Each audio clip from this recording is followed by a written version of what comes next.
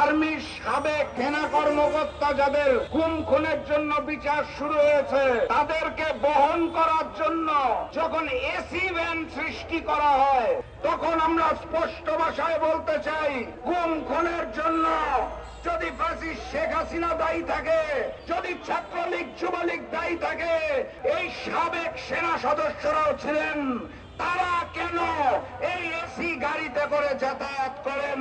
সন্ত্রাসীদের জন্য স্পেশাল ব্যবস্থা আমরা মেনে নেব না।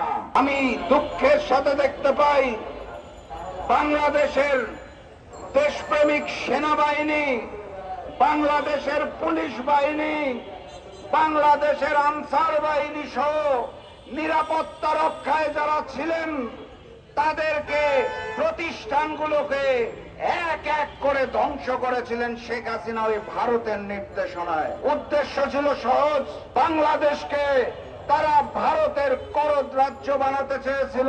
আপনারা দেখেছেন আর্মি সেনা কর্মকর্তাদের বিচার কার্যক্রম শুরু হয়েছে।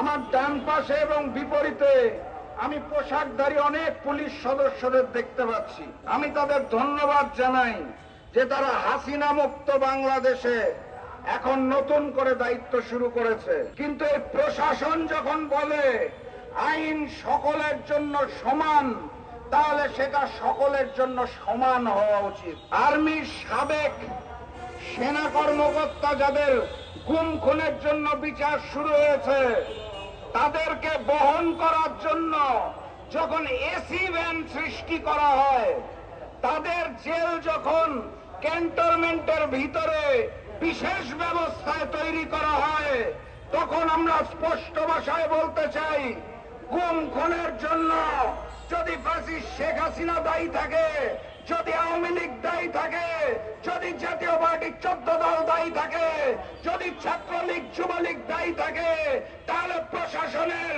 এই সাবেক সেনা সদস্যরাও ছিলেন, তারা কেন এই এসি গাড়িতে করে যাতায়াত করেন? তাদের জন্য ক্যান্টনমেন্টের ভিতরে কেন স্পেশাল সেল তৈরি করা হয়? আমার 2000 ভাই বোন যখন শহীদ হয়েছে, তার বিচার যখন চলছে, গুম খুনের বিচার যখন চলছে, সন্ত্রাসীদের জন্য স্পেশাল ব্যবস্থা আমরা মেনে নেব না।